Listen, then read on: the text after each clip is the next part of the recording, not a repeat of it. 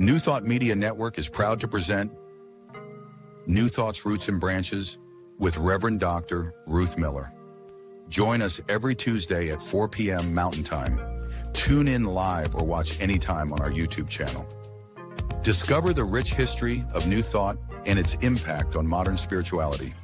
Join Reverend Dr. Ruth Miller as she shares insights, stories, and teachings that inspire and uplift. Experience deep insights and transformative teachings that connect you to the roots of New Thought. Visit our YouTube channel to catch up on past episodes and join us live every Tuesday at 4 p.m. Connect with us and be part of the journey.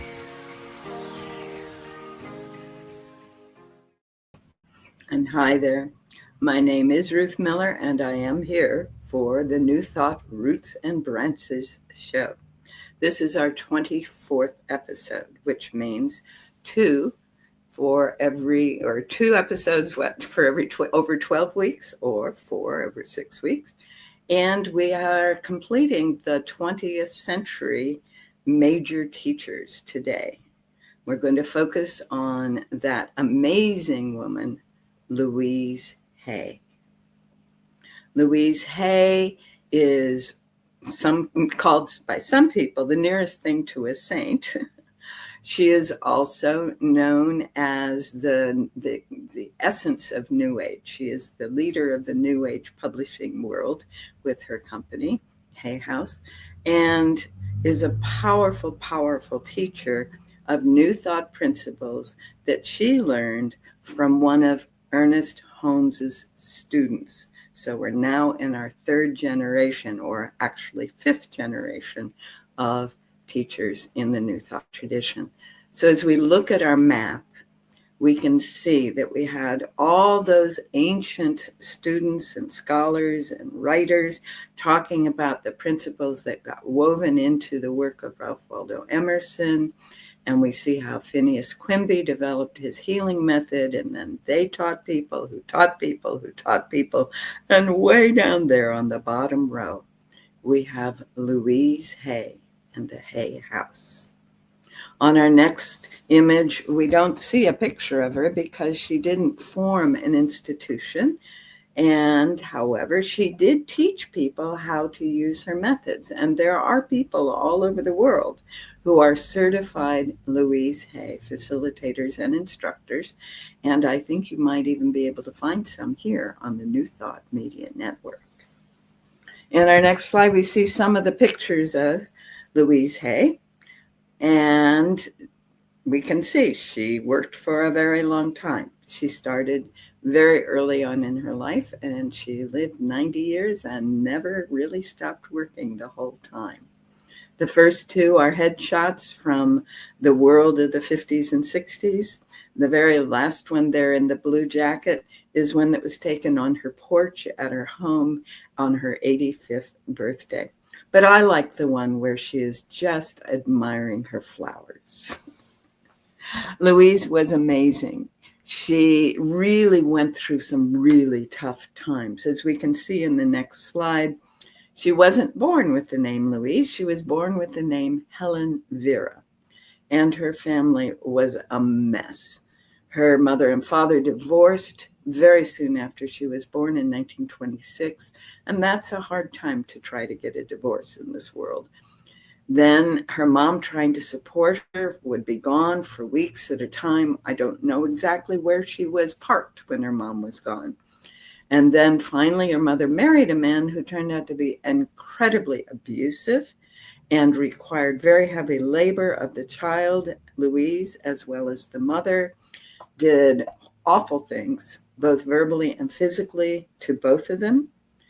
And Louise stuck around as long as she could. She made it through elementary school and the sophomore year of high school during the Depression. And finally, at 15, she left. She dropped out of high school, got a job as a waitress, was raped, unfortunately, had to give up the child, and then left LA as soon as she could get the money to hop on that Santa Fe Railroad and head the opposite direction from the direction that all of the people we've talked about so far in this series were headed. She got to Chicago. She did whatever she could. I'm imagining she did some house cleaning, probably did some waitress work. She never talks about it, but she called them menial jobs. Yes. In 1950, she had saved up enough money to get to New York. And in New York, she found or was approached by a modeling agent who said, "We need to change your name." And her name was changed to Louise, and she was discovered to be an amazing fashion model. She worked as a physical model as well as a photograph model for Bill Blass and many other high-end designers. And one of the people who came to admire her work was a businessman, Mr. Hay, and he married her and brought her into the jet-setting world of business in the 1950s and the 60s. So she was married in 1954. She was 28, not yet 30, and was the height of her career and her life. She probably never thought anything could get better than that. Having that kind of life, having that kind of a man, having that kind of a world, able to go anywhere, do anything, have beautiful clothes. And then in the next slide, we see it all came tumbling down. In 1968, he abandoned her for another woman. And the divorce was final in 1970. And in that period where her life has just fallen apart completely, there is a chance discovery, and she understood later it had nothing to do with chance, of the First Church of Religious Science on 48th Street in New York City. She wandered in. She heard words that resonated with her. She read materials that made sense. And this woman, who never graduated from high school and never went to college, began to study. She studied with the Maharishi. She studied, that's the Maharishi Mahesh Yogi, that's Transcendental Meditation. She studied anybody she could get in touch with. If people came to speak at the church, she would read their materials. And she became a religious science practitioner in 1970, and not 1970, excuse me, in 74, and was working at that time. If you were part of religious science, I've had several people who, in my world, who became practitioners at that time, and they had to have 3 documented complete transformations, ideally physical healings, remissions of cancer, dissolving of previously considered uncurable diseases. That was part of how they became practitioners in those days. So she worked for 3 years supporting herself as a practitioner, and at the end of 76, she printed a little book. She was compiling a collection of symptoms and then the treatments she used that had an impact on those symptoms. And she began to see the emotional connection. She'd see someone having this symptom, and she'd see they had this emotional state, and then she would come up with a treatment to address the emotional state that undid the symptom. And that was her trademark method for the rest of her life. She compiled those treatments symptom by symptom in a little tiny pamphlet, fold over letter-sized sheet of paper. She called the Little Blue Book. And she showed her Little Blue Book. She had it printed, and she showed it to her minister, and he looked at it and he says, "Oh, this is very nice. And you'll probably want 250 copies of that so you can share them with the church and with the people that you treat." And she looked at him and she said, "Oh, no, I printed 3,000 copies of it." And he was just taken aback. What are you going to do with it? What she did is she sent an individual copy to every church in the religious science directory at the time, saying, "This may be useful to you." And of course, many people ordered more because it is very useful. And she took it with her as she returned to LA a few years later to complete her ministry training in religious science and to continue to do her practitioner work. But in between, something happened to her. And in the next slide, we find that she was diagnosed with incurable cancer, and in 77, most cancers weren't they? And it was a vaginal cancer, uterine cancer. And she came to equate it or realize that the emotional issue that she was dealing with was all that abuse and that rape as a child. And it was showing up in these angry cells in that part of her body. So she used that same technique, get in touch with the emotions, treat the memories, and also cleaned up her diet. She went fully vegetarian. She ate very few grains, so it was fruits and veggies and nuts, and took on reflexology, a little bit of massage, a lot of transcendental meditation, which is 20 minutes twice a day. And she also did various cleansing, colon cleansing, and other kinds of things to help, as she said, clear my mind and body of the toxins from the past. It took a little over a year, but she was declared cancer-free in 1978. And I think that was when she realized it was time to live a whole new life.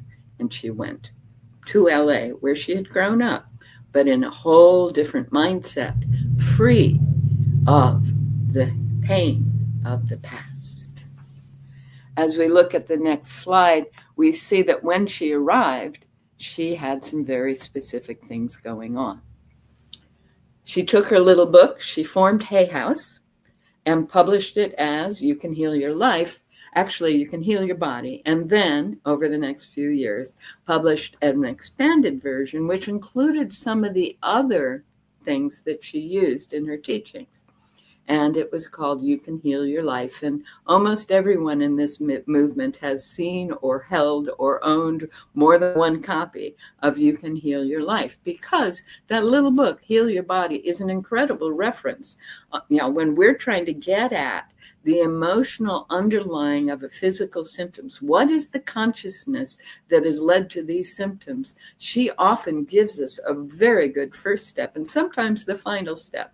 For me, I usually start with what she offers and then move on with, well, in this case, there's a modification of that for this person.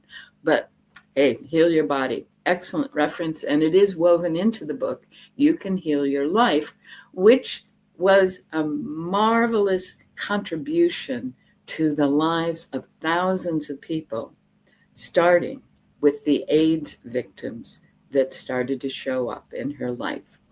She would speak as a minister in many religious science churches and in various centers. She continued to offer treatments. She supported herself as a practitioner, which means she was charging for treatments. And she used affirmations a lot. And as you will see, a lot of her later work was centered on those affirmations. In the process of working with the AIDS victims, she began to see that there was an underlying consciousness that other people, not her, but other people called a death wish. I, in that period, in 85, 86, was beginning to deal with my own physical issues, and I took a retreat at the Zen Center outside of San Francisco called Green Gulch. And in that retreat, there were several other people, among them a couple of men, a gay couple, who were headed to see, quote, this woman who is curing people of AIDS by helping them get rid of their death wish. And they were going to see her. They were also reading a book by Alice Miller called For Your Own Good, which is about the effects of an authoritarian parent on the children growing up. Well, most of the people who grew up in the 50s and some of the people who grew up in the 60s had very powerful authoritarian parents. So these guys realized there was powerful work to be done, and they had high hopes for the results. Unfortunately, I didn't get to follow up on their history, but I'm believing if they made it down to the hay rides in LA with Louise Hay, they made it through. And part of what she offered to help them get through it is what she called mirror work. I'm going to read some of her words. Mirror work is the most effective method I've found for learning to love yourself and to see the world as a safe and loving place. Think about that. Remember how this woman grew up. Remember how she held her life together. Remember how all of those events happened to her. The self-esteem that she had was as low as you can go. When her husband walked out on her, it went even lower. And beginning to do this work with religious science began to turn things around. She began to experience what happens when you replace an old thought with new thoughts. And so she says, I have been teaching people how to do mirror work for as long as I have been teaching affirmations. The most powerful affirmations are those you say out loud when you are in front of your mirror. And we can just see this woman as she's coming into her 40s, divorced, with no background to lean on, no support. She's no longer able to be a fashion model because now she's in her 40s. What is she going to do? She must have spent hours in front of the mirror to become the Louise Hay that everyone grew to know and love. In the next slide, we see some more of what she has to say about the mirror work. She says, because the mirror reflects back to you the feelings you have about yourself, it makes you immediately aware of where you are resisting and where you are open and flowing. It clearly shows you what thoughts you will need to change if you want to have a joyous, fulfilling life. Now, a lot of kids in the 80s discovered mirror work as sort of a joke, unfortunately, because it was woven into Saturday Night Live. One of the characters, one of their regular skits, was this fella standing in front of the mirror, sitting in front of the mirror, and declaring that he was a good person. So you might want to go back to old editions of Saturday Night Live for that joke. But that tells you how far it went into the community, into the culture, that the idea that one could look in a mirror and affirm something good and have it have a result or experience was very, very well known in the 80s and early 90s.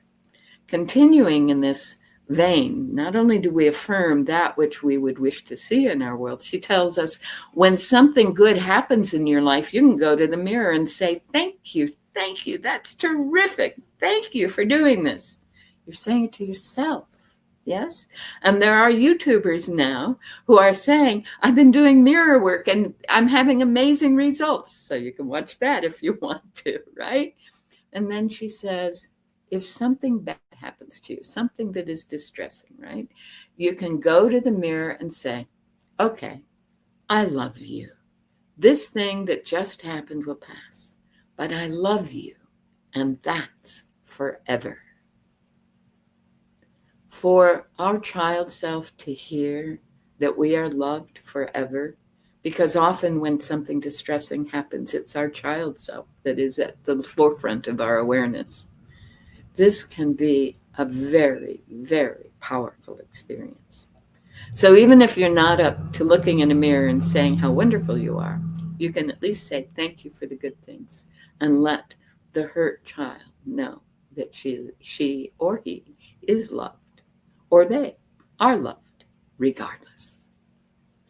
Now, all of this process of working with these guys and teaching these methods and speaking in these churches and getting the You Can Heal Your Life book out there meant that the publishing house had to grow. So in the next slide, we'll see some of the things that happened by Louise through the Hay House publication, the publishing company.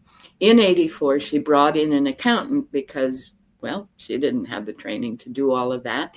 And that accountant became the president of Hay House. And he developed Hay House as the New Age book space in the world. And virtually everybody you've ever thought of as a spiritual teacher has been published at Hay House. And then later they actually created a self-publishing house for people who wanted to get their books out in the market as well. You Can Heal Your Life, that was the beginning. But then she went on to some of these others. The power is within you. I can do it. There's more. And then in the 90s, she came up with Empowering Women. She ended up getting an award from Maria Shriver for her work empowering women. Because certainly, if anyone had demonstrated that it was possible to move from victim to empowered woman, that was Louise Hay. Next to the 4 books, there's something called You Can Heal Your Life. And as it appears, that is the video that was produced from her 75th birthday. And then they wove in more, and she's done another video on her 80th birthday and her 85th. And finally, the final photograph there is toward the end of her life. Someone put all together most of the words that she had ever written in the Essential Louise Hay collection. So you can get it all in one volume if you wish, right?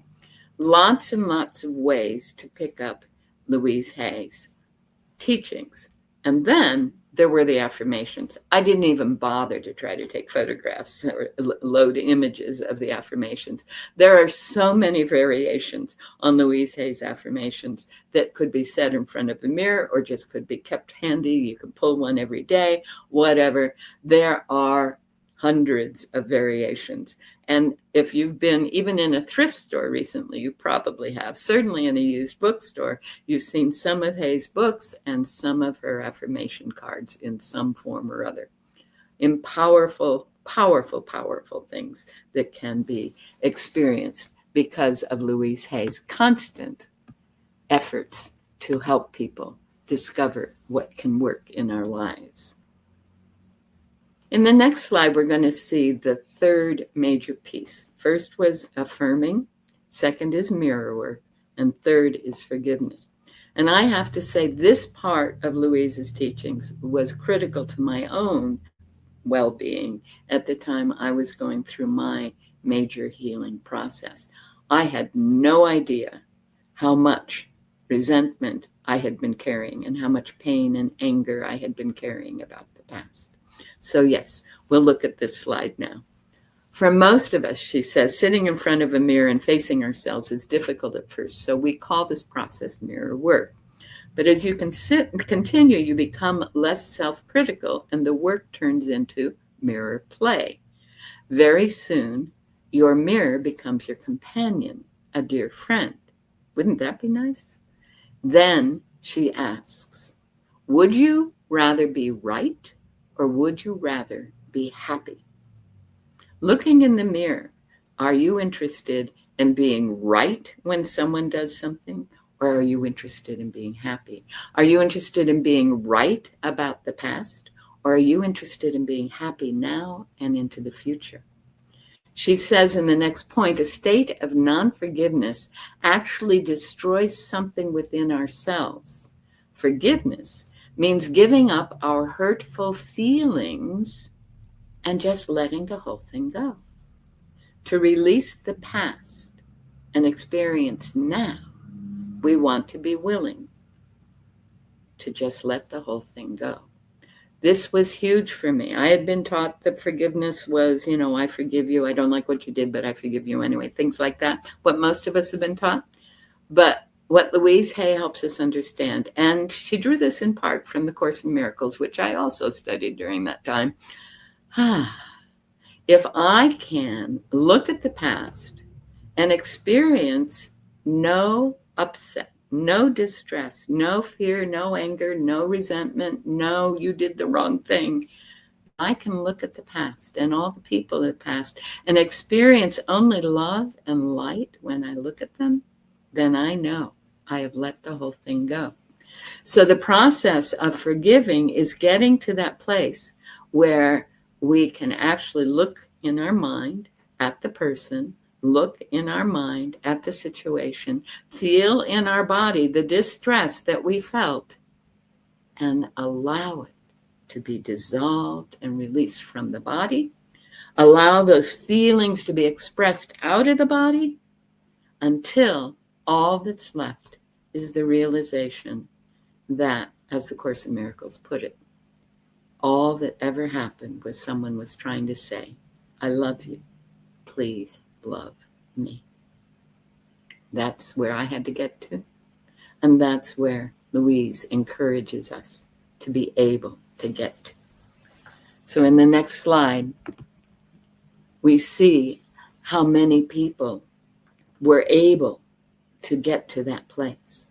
She started with 6 guys in her living room who were saying, I've either got it or someone I love has it. This horrid thing called AIDS.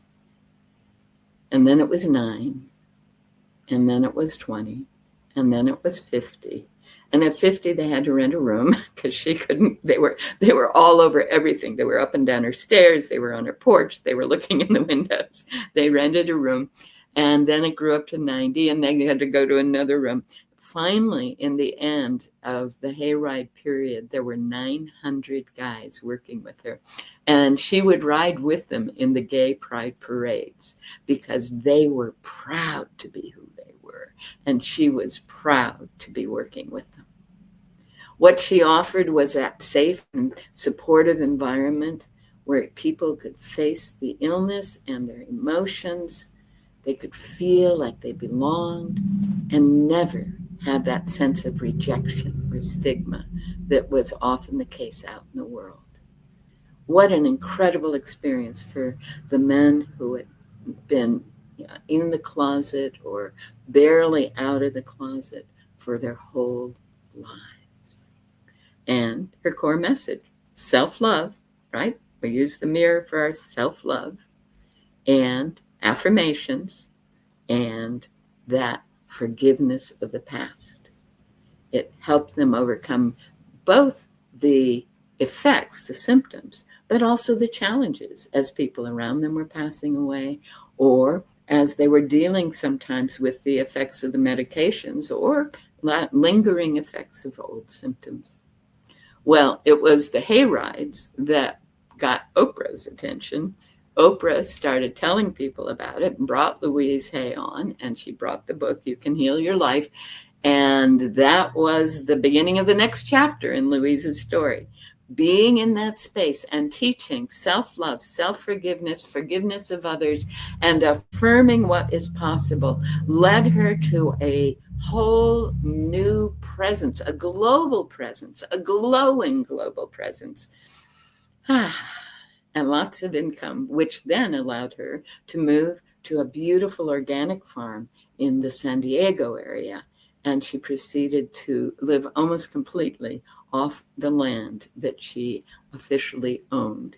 And she created a foundation, the Hay Foundation, which was supporting a lot of the folks who were dealing with AIDS and later was getting these materials out to other people.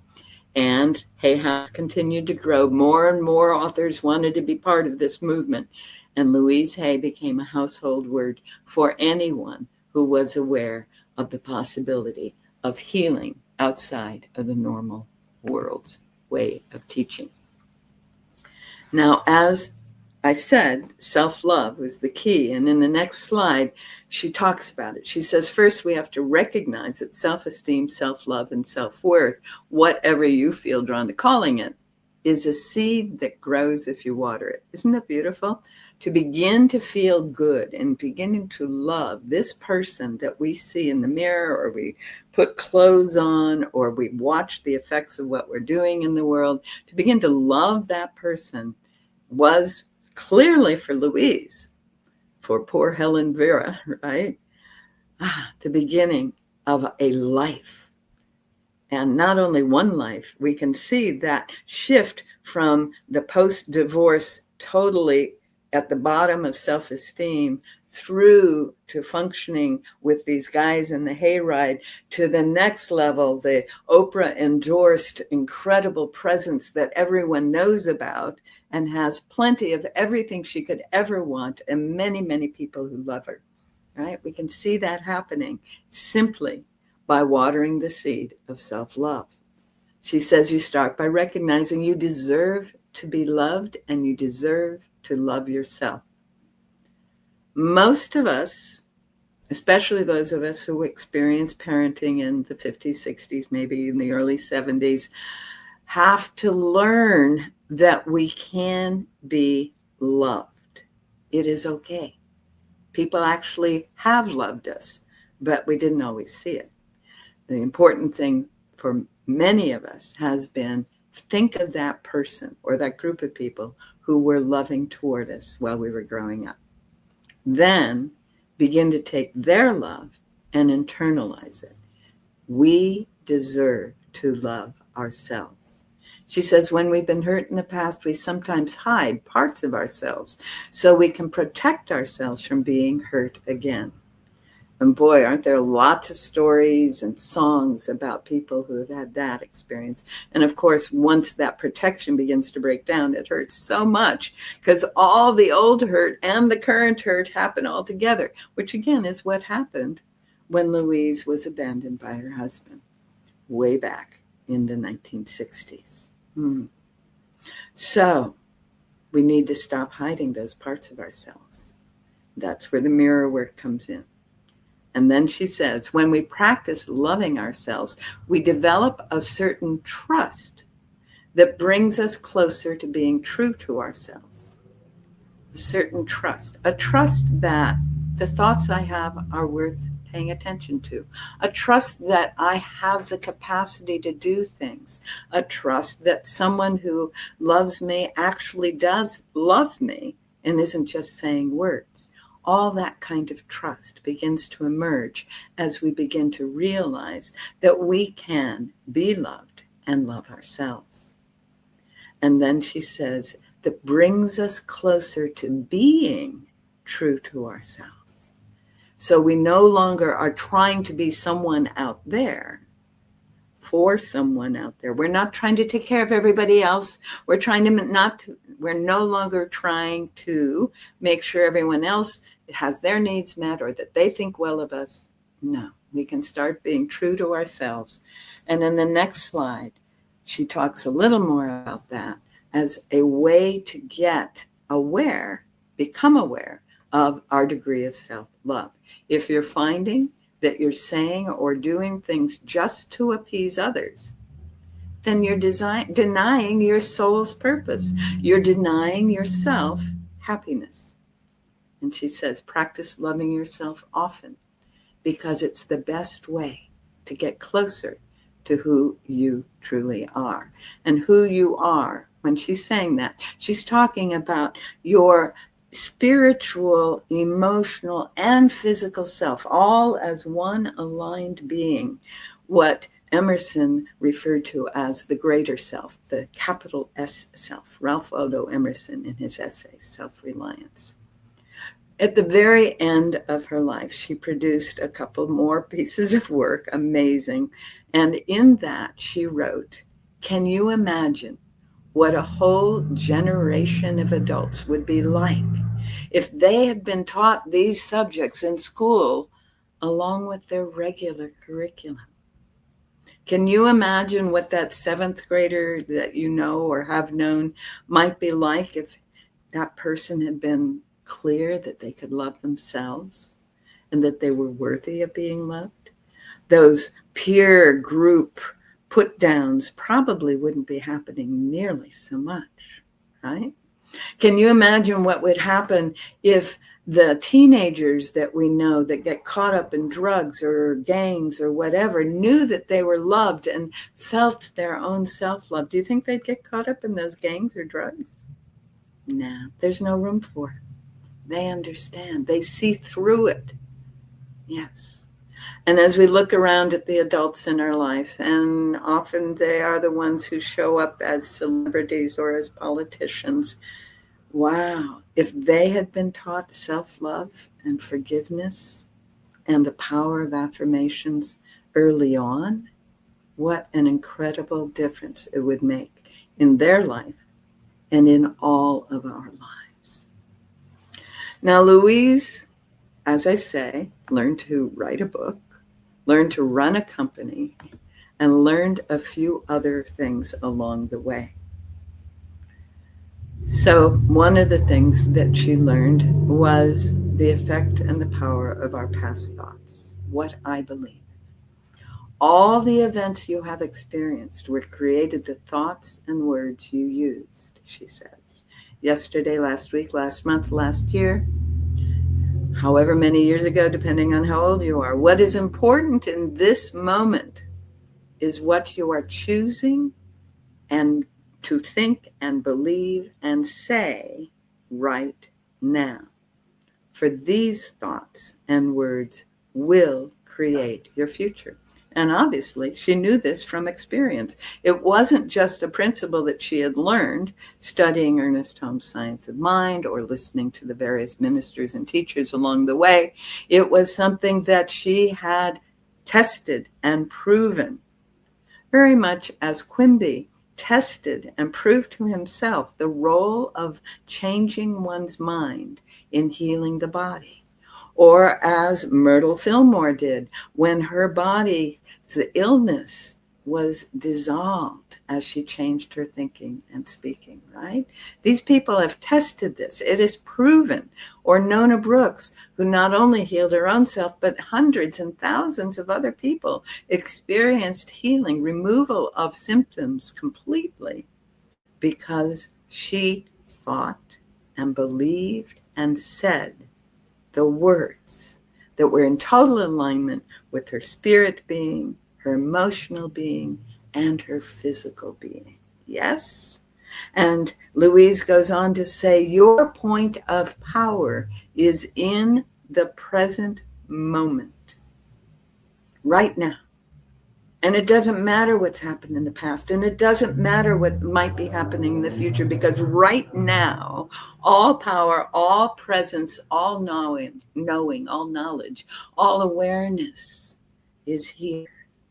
And we can know and express and experience the truth. And she says, the only thing we are ever dealing with is a thought. And a thought can be changed. The essence of the New Thought movement. Yes. In the next slide, we find that she found some people had a little problem taking on these teachings. And in a chapter called Resistance to Change, she said virtually all our ills and problems stem from the attitude toward ourselves that was programmed when we were tiny children. And she proved that to herself also by eliminating the cancer in that part of the body that she had begun to have a lot of distress around because of abuse. Yes? Yes. She goes on and says, our experiences since then are based upon what we accepted and believed about ourselves and about life at that time. How many of us made decisions when we were 3 or 4 or 5, and we are living out those same decisions today? How many of us made decisions about the opposite sex when we were teenagers, and we are living that out today? How many of us have made decisions about how the world works in terms of money or violence or whatever as we were watching TV or as we were getting our first jobs, and we are living that out today? That's how it works. Our experiences since then were based upon what we accepted and believed about ourselves and about life at that time. She says the way we were treated when we were very little is usually the way we treat ourselves now.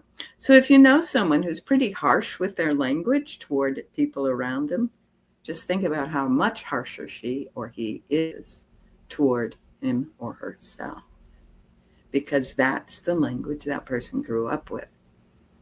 There's some marvelous illustrations of that in movies and in films where someone is following the bully home and then sees what kind of home environment the bully is experiencing. Yeah?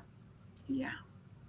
So the thing to be aware of is when we have that harsh criticism, she says in the next point, the person you are scolding is the 3-year-old child within you. And how many of us, when we were in that 30-month terrible twos, 30 months between about 26 months and about 34 months. Wow, yes. That period where it seems like everything the parents are saying is, no, you can't do that. No, stop doing that. No, right? That's the person we're scolding when we're scolding today. Those are the people we are reacting to when we're reacting to people in authority today. That's the set of beliefs, thoughts, and understandings we need to go into that forgiveness process and completely let go of, to the point where all that's left, as the Course in Miracles says, is the love and the light that is the truth of our being and theirs. Yes? And that last line, so important. Be aware that where you do not want to change is exactly the area where you need to change the most. Ow. Ow. Sometimes because it's just too painful to go back there. I get that.